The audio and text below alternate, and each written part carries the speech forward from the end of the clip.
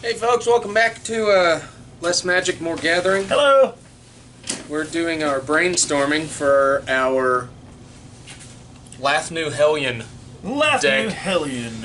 I had never seen this card until we drew it for our random card deck tech, so I didn't know what to do with it. And the first thing I knew I didn't want to do was just build like 4-color or teamer energy. That's, Yeah, just go straight energy into it. Yeah. That's one of the Pro Tour top 8 decks. Just build that and switch something out for Hellion. I knew I didn't want to do that, but there are some cards that when you think of energy, it's like very important to include because they're just so dang good. So dang good. We, over the weekend, kind of just brainstormed our own decks. I put one together, Brian put together. They both included Bristling Hydra because it's just a really good energy card. Comes out, it's almost big enough already when it comes out to withstand most of your red removal, and you can make it hexproof. What else did we both have in our decks? We had Harness Lightning. Yeah, Harness Lightning was That one. one's- Fabrication module. Harness Lightning is another one that's just probably one of the best energy-based cards out there. I mean, you can use it to remove... Shut up. You can use it to remove a lot of stuff, depending on your energy reserves. Right. So, Yeah, and it's not too expensive. And you know, if you already got a few energy up there, then you can use that energy obviously to kill something. So it's an easy kill card as well. Yeah. When I'm using energy, I like the Winding Constrictor. I don't think Brian used that one. Nah. He went with kind of a combination where you were using the Fabrication module and the Decoction module to get counters and extra energy, and eventually slinging that into Electrostatic Pummeler. Yeah, I've never really used it in a deck before, so I wanted to try to add that into something. And the reason why I used that is because of its strength, obviously, if you've played it before. And I thought, well, okay, I need to get energy anyway for the Lathnu Hellion just to stay on the field of play, because that's a cheap, decent priced card for 4/4, but you have to pay to keep it there. So with the Fabrication module, the Decoction module, all that stuff helps you keep energy on the field. Yeah. Plus, you can pump them up so that your Hellion becomes a 5/5, or your Electrostatic Pummeler's a 2 to start out with, or so on and so forth. So that was just an option I went with. I thought would help out as far as the attack portion, the strength portion. Yeah. And one thing I noticed with the Lathnu Hellion is sometimes you just put him out there, swing with him, and sacrifice him. Yeah. I mean, it's just depending on the board state, The draw you have, what you've got in your hand. Sometimes the best option is to just play that card, swing for 4, and let it die. make him sack a creature for it, or take the 4 and let it die. However, yeah. So, I mean, that's just that particular card. Sometimes that's the way it worked out. Which is why we kept the 4 in there, because if you just had the 1 or 2, then it's kind of wasted. Yeah. So with Brian's deck, he kind of went with a surprise you and make Pummeler unblockable, pump it up, make it big kind of strategy. My final in-game strategy centered around where's he at? Demon! Where's the demon? Where's the demon? Demon of Dark Schemes. There he is. That was kind of my final punch card, and I used this deck today just to kind of test it. So if you watch our lunchtime magic video from February 20th, you'll get to see that, kind of a sneak peek before our actual deck tech video comes out on Thursday. So you'll get to see in the I think it's the 3rd game that I'll post, that Demon of Dark Schemes really turning the corner for this deck and making a big difference. But with the Hellion deck, you can substitute a lot of this stuff out and put in other staples for the energy decks that everybody else is running. That's fine, and it's no big deal. This is just what we came up with, and we wanted to kind of get off the we like to get off the beaten path a little bit so that we're not seeing the same thing at our lunch Magic games as we're seeing at Friday Night Magic or on Twitch when we're watching Pro Tour stuff. If we want to build one of those decks, it's no big deal. It's easy to get online, find those decks, put them together, come in here, and win games. But as kind of a group, we don't do that much. We build stuff like this. We come up with new ideas, and all the time. Yeah, that's what we do. And since like this week was sort of a short week, I mean, we had a long weekend, a short week, and we normally do the brainstorming on a Monday. We both put decks together, and I think for this week, just to kind of give some more options out there, we'll probably deck tech both of these, just so that we can see it. I think that would be something. It might be 2 separate videos, but deck tech both of them because I like the way they both work. I mean, this isn't really, I guess, not much of a brainstorming video, but just giving you some ideas what we went with. It's kind of a half brainstorm since we already had some stuff. We're just telling you what brainstorming we did and why we chose the stuff that we did. And there may be some changes made. Yeah. We're not going to go over the whole deck the way it is right now today. We'll save that for Thursday. The actual deck tech video. Right. And like you said, we may do a double, have both of them in there.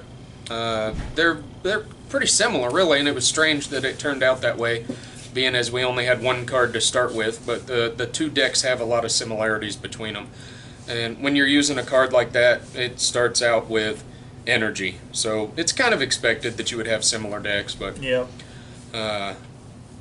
So the basis is, you start with one card, and you figure out, the way I've started building decks, somebody else, I've read it on Facebook, I think it was, gave me this great idea for starting out building decks, and I had never done this. They called it the rule of 9s.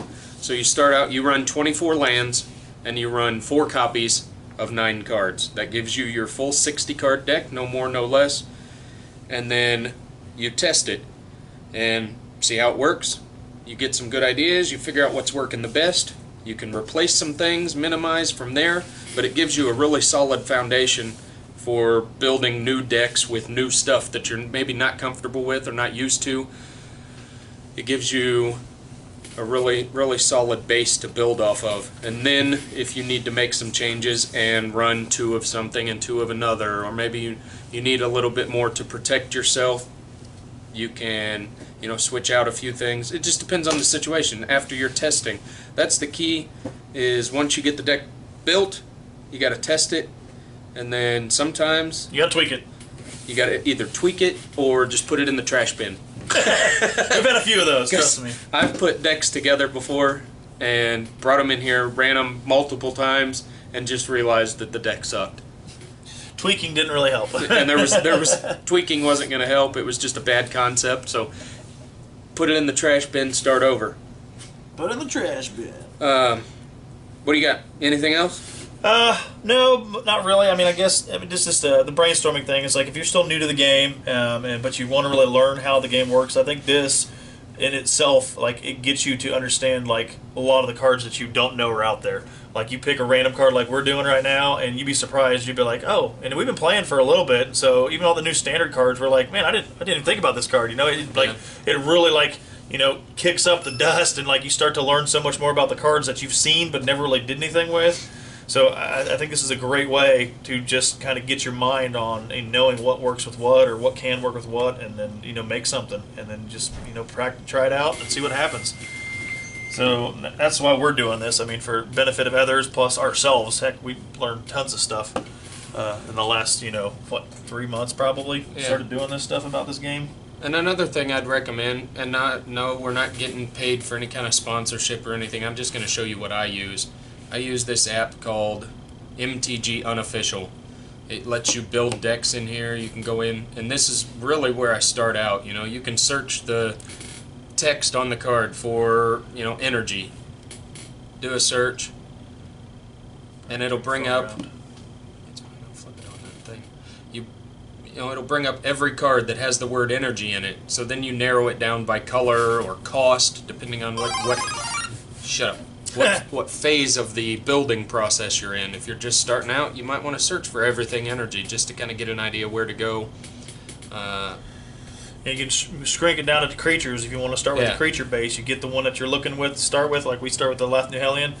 get your creature base. Obviously, it's red, so stay with the red ones. If Yeah, there's you another can color you want search- to work with, You can search within certain color groups Yeah. by type and subtype two of colors, the card. multicolored cards. There's all kinds of options. You can search by the mana cost, power, and toughness. Get an app like this. If you're really considering starting to build decks from scratch, get an app like this, and it doesn't have to be this one. Like I said, they're not sponsoring us or anything. I'm just showing you what I use because I like the Like the way it layout works. of things, you know. Right. But there's a lot of apps like this out there. So find one you like and use that if you're really going to try and build decks from scratch. You've got to have some kind of tool like that. Because I don't care how good you are or how long you've been playing Magic, there's new sets coming out all the time, and it's really hard to keep up with all the new cards. Nobody that I know knows all the cards and what they do. So having an app like that, or just get on the computer and use a web-based platform. It'll do the same thing, but I like this because it's mobile and I can use it wherever I'm at. Yep. Sometime I'll be sitting on the pot and just be like, I need to build a deck. Something will come into my head and I'll start searching for cards and putting stuff together. So we will, in 2 days, 2 days. 2 days, have the official deck tech videos for the Lathnu Hellion deck posted up there. Real quick before we go, make sure you're sharing this video. I know as of this recording, we're at 48 subscribers, which is about we hit a wall. Which is yeah, we've been here for a little bit, so we're still got giveaways going on. We're still trying to give cards away. I don't know why we stalled out, but just share the video with your friends. Share our channel with your friends. Let them know that we've got giveaways going on. All they have to do is subscribe, and hopefully we can get there within the next few weeks. We're almost a month old as far as our YouTube channel is concerned. Yeah. So that's really not too bad. In 1 month, almost 50 subscribers. So I think we're pretty happy with that. But just keep sharing with your friends and get us some more subscribers so we can give some more cards away. Yeah. And we'll see you on If you wanna next. Oh, keep going. No, you're all right. If you want to watch the sneak peek of this, make sure you check out our lunchtime magic video for February 20th. I'll have it posted later this evening. And deuces. Deuces. There it is. There it is somewhere. Oh, God. Come on.